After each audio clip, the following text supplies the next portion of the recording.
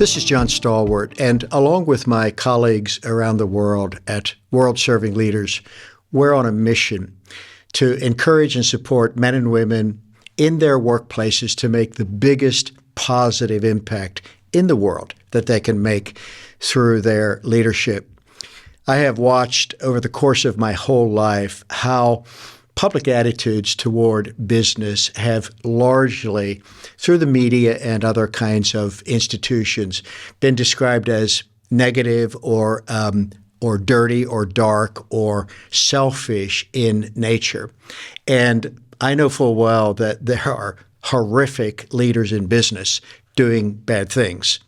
By the way, I know full well that there are horrific leaders in the nonprofit world doing bad things, in the faith world, in the government world, in the community space, human beings who are bad people, self-centered, egotistical, aimed at themselves rather than aimed at service to others are part of the condition on earth. And this is absolutely the case in business. I don't defend the leaders in the marketplace who wreck lives, wreck economies, or wreck the environment at all. But the reality is that business, that structure we have where someone says, I'm going to build something or deliver something or solve something or make something or produce something that's good for others, that instrumentation we call business has done extraordinary good for the world. If we step back and look at the macro data for just a second, we know that from 1980 to 1995, just a short 15-year window of time, the impact that small businesses have made in countries around the world on the alleviation of poverty, for example, has been extraordinary. We have seen just in the course of my lifetime the reduction of severe poverty on earth by 50%. By the way, you're not going to hear news reports about this. It doesn't make people afraid or angry or hostile or agitated, which I think is useful to certain people. But the reduction of poverty has been cut in half, by percentage in half, and that includes the death of babies and young children by starvation, which has also been cut in half on the earth. Now, percentage-wise, while at the same time the population has been growing. I didn't say the numbers of people who are poor have come down. I said the percentage of the people on earth who are poor and the percentage of the children and the infants on earth who die of starvation has been cut in half. And when we look at the nations that have made that headway around the world, and we ask the question, what has been driving that increase of well-being? And what has been driving the increase of flourishment? We see small businesses doing it. People sticking their chin out and deciding they're going to make something, deliver something, solve something, improve something in the marketplace. And in the course of doing that, bringing value to others, and then having people say, I'm glad for that, and having that value be returned to them, being able to hire people, train them, grow them, give them paychecks, which supports their families, their children, the education, the health care, and so on. And so I am a fan of that imperfect instrument that is called the marketplace. Simple terms, let's get the language of marketplace and business out of the equation for a second and talk more simply. What we are describing here is a person taking responsibility to do something they can do without victimization, without blame, without finger pointing, without their hand out and saying, yeah, I have problems, I have difficulties, but what could I do? What could I do? Where could I go and do something of use to someone? What piece of responsibility and good can I shoulder? That's the beginning of what we call the marketplace. How am I going to go about it? What's the plan? What's the idea? Let me practice it. Let me try it again. And so now perseverance comes into the equation, and resilience, and someone deciding to stick to it when it's hard. And you open up your little shop in a barangay in Metro Manila and you have 6 vegetables in front of you that you bought at 4 a.m. at the wholesale market, and now you're in the retail market seeking to sell them, and maybe the first day you don't have customers, but you go back the second day and the third, and people come to realize that you're friendly and everything is clean and it was wholesome. And this is how it works. Somebody saying, I'm going to do something good for others, and then going to the task of getting that done, creating an exchange of goodness between themselves and others, going back home with a few coins or more to take care of their family, and as reputation grows, having the opportunity maybe to hire someone else and then someone else and so forth. Show me a really extraordinary company on earth, and I'm going to show you a storyline where someone decided they're going to do something of use to others. And then they set themselves to the task of doing it. And then they showed up every day to the point where the people being served figured out they could trust that person. And reputation grew and excellence became their brand. And then people, joined them to help the preparations or whatever they needed to do to serve their growing customer base. So yes, I'm a fan of that imperfect instrument we call business and the marketplace, quite apart from all of the criticisms we rightly should make about people who don't do it well or don't do it right or do it for the wrong reasons. One of the things I've been watching in businesses around the world is the ideas that owners arrive at, the ideas that come to their mind, come to their heart about how they can make their workplace a good place, a human place. And I could literally talk for weeks about the diversity of ideas that business owners, business leaders arrive at. Now I'm no longer talking about the product they build, the service they deliver, the unique skill that they offer out into the world. Now I'm talking about what they do for the people who work for them.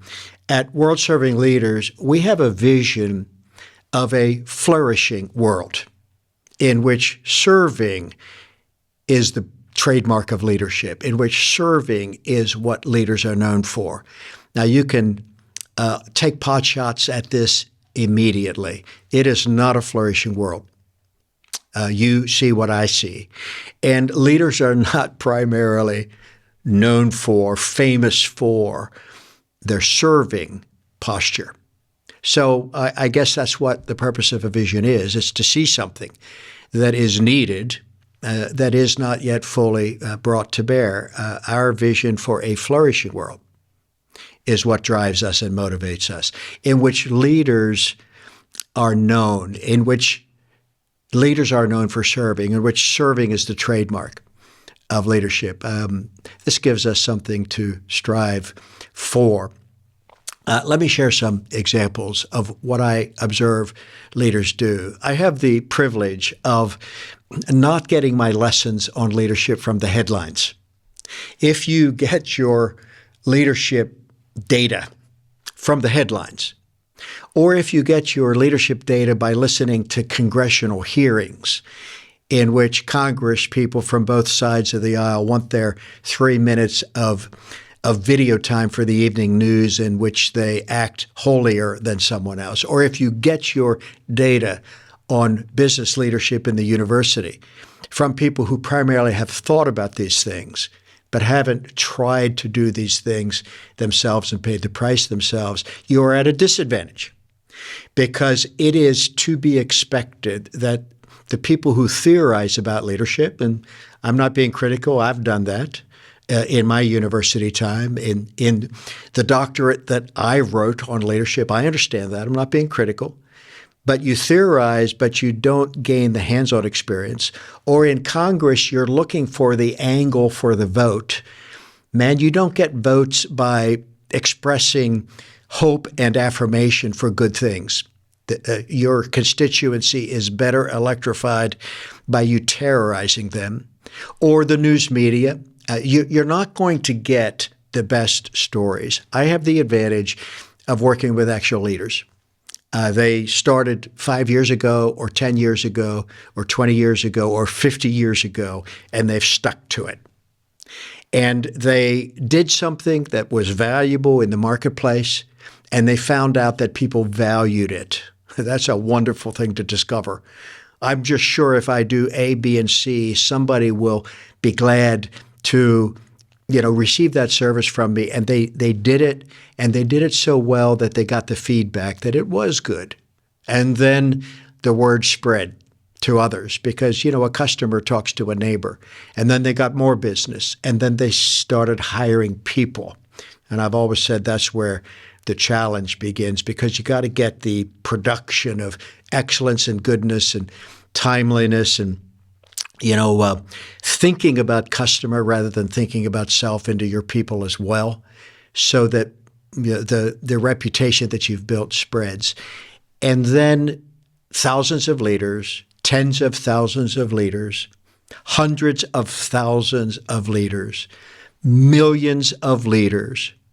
This is square business. Tens of millions of leaders realized this thing that I'm doing to do good requires people who feel like human beings at work, and I need to care for them. That's the real leadership story, not the headline maker, not the legislation to try to lock down the latest scheme by a terrible human being who took advantage of people. The real story of leadership that drives the economies in every nation and uplifts people is the story of men and women in leadership who bit by bit have come to the conclusion that they have people to care for at work. And listen, we spend a third of our lives at work. I mean, minimal. Work should not be that necessary evil that earns us the paycheck so that we can have our life. Work should be part of life. Getting up in the morning and going to work shouldn't be the thing we hold our nose or hold our breath or somehow figure out how to survive, because there's things that are actually worthwhile in our life that we need the paycheck to support. When we're talking about the kind of hours we spend at work, we need to understand that work is part of living. And our working experience should be a human experience and a life-giving experience. And so I'll give you a couple of examples. But again, I could literally, I think, talk not to the end of time, but maybe if you gave me enough time, I could just keep telling you stories. Many leaders I work with begin with a simple realization that they need to pay their people what is required so that their people have enough to pay for homes, for housing, for food, for education. That's foundational. We have an exchange there. The way in which human beings are enabled to care for their families and be charitable in their houses of worship and what have you are provided for at work. Most people are not on the receiving end of charity or government handouts. Most people are on the receiving end of a paycheck because they did something at work and they have a boss that wants to make sure that's good. Bosses who spend time learning their lessons discover that they need to move well upstream from that. They begin to understand that their people need to be trained. I work with a company right now in Manila in the Philippines that promises their new hires, they're now at 3,500 employees, that they will get the best training that they have ever gotten. They will get better training than they have ever gotten in education so far. This company invests in the people's skill building for sure, but they also survey what other things their people want to learn, and they provide training in financial management, how to care for the household at home. They provide training in entrepreneurship. You might say, well, wouldn't that be counterproductive if at work you're learning how to be an entrepreneur, at work you're learning how to save money and become financially independent, at work you're learning how to be a good steward of what you have so that you can move into more and more capacity for self-care. This company says we're not primarily here to be business people. We're primarily here to grow and support our people. We're not here primarily to retain workers. We're here to strengthen workers. And so they provide that kind of learning and growth. And I see this as a common element of work. A human being at work says, boss, I'd like to learn this, or I'd like to get better at that. And the employer says, let me help you with that. I work with companies that provide opportunities for families beyond the workplace, that create experiences for families to have together, that fund through paying workers to do community work so that families can go out and volunteer in their community while getting their paycheck. These are employers who are thinking about their people, their community, the growth of their people, the development of the well-being of the community. I've worked for 20 years with a company in South China in Guangzhou that said, we want to be a great company. They are now the largest original equipment manufacturer in the toy space on earth. They said, we want to be a great company, but we want to live in a great city. And so when they would notice things in the news about their city, in this case in Guangzhou, for example, fire safety below global code, or water safety below the level that is needed for the residents of the larger city, they would take what they had learned inside their company and they would take it over to the municipality and say, we'd like to help you with water treatment. We'd like to help you with fire fighting. We'd like to help you with safety, because they understood that they weren't simply in business to make a profit and get out of business. They were in business to improve the lives of others. And I see companies offering spiritual care for their workers, offering emotional care and counseling for their workers, offering other kinds of supports, child care at work. All of this adds to life. And at the deepest level, what I observe in great businesses on earth is that the owners of the companies come to realize that everything they invest in their people so that they can be whole, happy, engaged, joyful at work flows back and impacts the families at home as well. When we are doing the right things at work with our people, the husband at home, the wife at home, the children at home, the in-laws at home, whatever is the home situation, notices it beyond paycheck. Tell you a quick story that I'm sure I've told before. I worked with a CEO that was sent into multiple struggling steel mills. I met this man 20 years ago in my home city of Pittsburgh. And he would go into a steel mill that was in trouble, underperforming. And he primarily worked on the people side. And this man said to me, John, he said, I'm always waiting. He said, it happens in every mill that I go in and do a turnaround. I'm always waiting for the day that a woman is standing at the door of my office. I won't know her, but she's there. She asked for an appointment, and she comes in and says to me, I don't know what you're doing since you came here 10 months ago, 15 months ago, but I want to tell you that the man who comes home at the end of his shift is a much better man since you became the leader of this company. I just want you to understand, the reason I share these videos is because I want to do everything possible to encourage and support and uplift you in your leadership. And I want you to hear how impactful it is to create a work space, a work experience that's good for human beings. You aren't being stupid to think, what else can I do that causes my business to be good for the people who work for me? That isn't an unbusiness thought. That isn't an unmarketplace thought. That is a fully aligned thought. We're in business to do good things in the world. It all goes back to where you started. You had an idea of something you could do for someone else. That's the root of business. You had a thought about something you could build for someone. Remember the original thought? It wasn't, I want to do something for me. You know, you can do something for yourself all day long. It doesn't create an economy. It doesn't create a household. That's an interesting word, economy. It goes back to the Greek for household.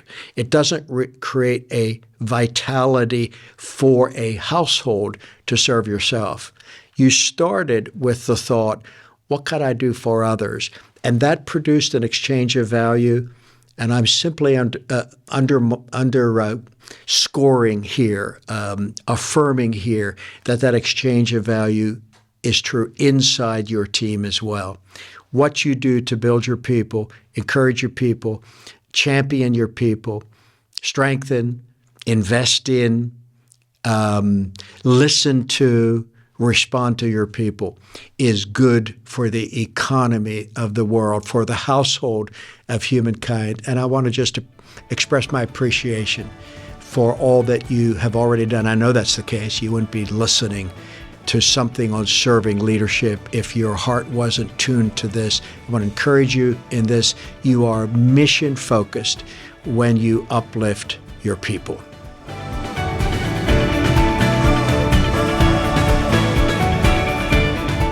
For more information about the Center for Serving Leadership, visit our website at centerforservingleadership.com.